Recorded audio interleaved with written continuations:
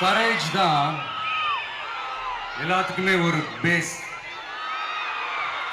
Courage தான் எல்லாத்துக்குமே ஒரு பவர். பனையூர் பண்ணைக்கு எவனும் தப்பா எழுதி கொடுத்துருக்கிறான். ஆரம்பிக்கும் போதே அவர்கிட்ட இல்லாத கரேஜ் பத்தி பேச ஆரம்பிச்சாரு. திருச்சி ஏர்போர்ட்ல எடுத்தீங்க பாருங்க ஒரு ஓட்டம்.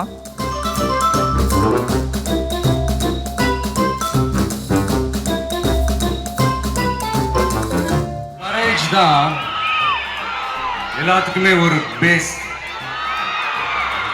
கரேஜ் தான் எல்லாத்துக்குமே ஒரு பவர்.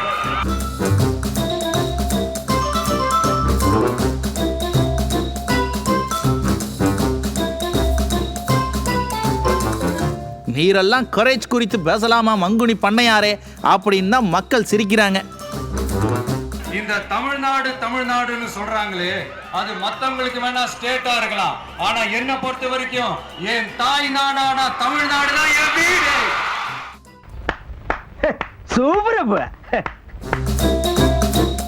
இப்படி மொக்க டைலாக்கா பேசுனதுனால தான் கடைசியா வந்து 5-6 படமும் ஃப்ளாப் ஆச்சு. அங்க வியாபாரம் ஆகலைங்கிறதுனால இங்க வந்தீங்க. இங்கேயாச்சும் கிரிஞ்சு பண்ணாம கொஞ்சம் உருப்படியா டயலாக் பேசலாம்ல. இங்கேயும் சினிமாவில் பேசுற மாதிரி பிளேடு போட்டா எப்படி? இதை விட கொடுமை ஒன்று நடந்துச்சுங்க. அப்புறம் இந்த காசு கொடுத்து ஓட்டு வாங்கிடலாம்னு கனவு காண்றாங்கல்ல, அதுவும் இந்த விஜய் வந்ததுக்கு அப்புறம் நடக்கவே நடக்காது. ஆமா ஆமா, ஏன்னா அண்ணன் வீடு வீடா பாத்திரம் கொடுத்துட்டு இருக்கிறாரு. பாத்திரம் கொடுத்து ஓட்டு பிச்சை எடுக்கிறது தான் இந்த தூய சக்தியோட தேர்தல் வியூகம். ஊழல் ஓட்டுக்கு காசுன்னு வாய்களிய பேசுறவர் கூடவே இருக்கிற அருண்ராஜ் கிட்ட இதெல்லாம் தப்புன்னு முதல்ல சொல்லணும். பாத்திரம் கொடுத்து ஓட்டு கட்டின்னு இருக்கிறாங்க. கொஞ்ச நெஞ்ச காசு இல்லை, பிளாக்ல டிக்கெட் விற்று சம்பாதிச்ச காசை தண்ணியாக செலவு பண்ண தயாராக இருக்கிறாங்க. ஆட்சி கிடைச்சா தீய சக்தி திமுகவே பரவாயில்லன்னு சொல்ற அளவுக்கு இந்த தாவேக்கா கொள்ளையடிக்கும் போல. ஜனங்க தான் உஷாரா இருக்கணும். அடுத்தவங்க ஆரம்பிச்ச அரசியல் கட்சியில, அடுத்தவங்களுடைய அட்ரஸ்ல அரசியல்வாதிகளா இருந்துட்டு இருக்கிற இவங்க எல்லாருக்கும் ஒரு சவால். என்ன மாதிரி தனியா, என்ன மாதிரி சொந்தமா ஒரு கட்சி ஆரம்பிச்சு 1% அட்லீஸ்ட் 1% வாக்கு வாங்கி காட்டுற அந்த தில்லு இருக்குதா, திராணி இருக்குதா? பாவம், அதிமுக கூட்டணி அமைஞ்ச பிறகு இந்த பண்ணையை யாரும் கண்டுக்கிறது இல்லை. அதான் இப்படி புலம்புறாரு. சொந்தமா கட்சி ஆரம்பிக்கணுமாமா. இவர் சினிமாவில் சாராயம் குடிச்சிட்டு கண்டபடி ஆடிட்டு இருப்பாராமா. அப்புறம் திடீர்னு கட்சி ஆரம்பிப்பாராமா.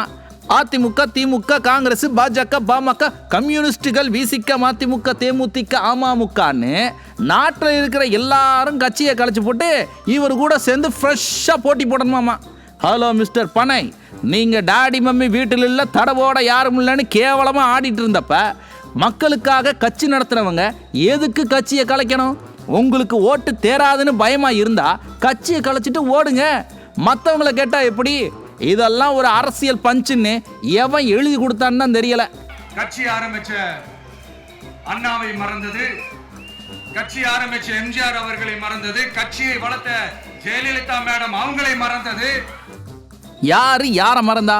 உங்களை சினிமாவுக்குள்ள கொண்டு வந்து நடிக்க வச்சு ரசிகர் மன்றம் ஆரம்பிச்சு அதை மக்கள் இயக்கம்னு மாற்றி ஜனங்க மேலே கொஞ்சம் கூட அக்கறை இல்லாதவங்களை நல்லவர் மாதிரி ப்ரொஜெக்ட் பண்ண உங்க அப்பாவை மறந்தவர் தானே நீங்க? அவர் மேலேயே கேஸ் போட்டவர் தானே நீங்க? பெத்த அப்பா மேலே கேஸ் போடுற புள்ள உலகத்திலேயே நீங்க ஒருத்தர் தான்.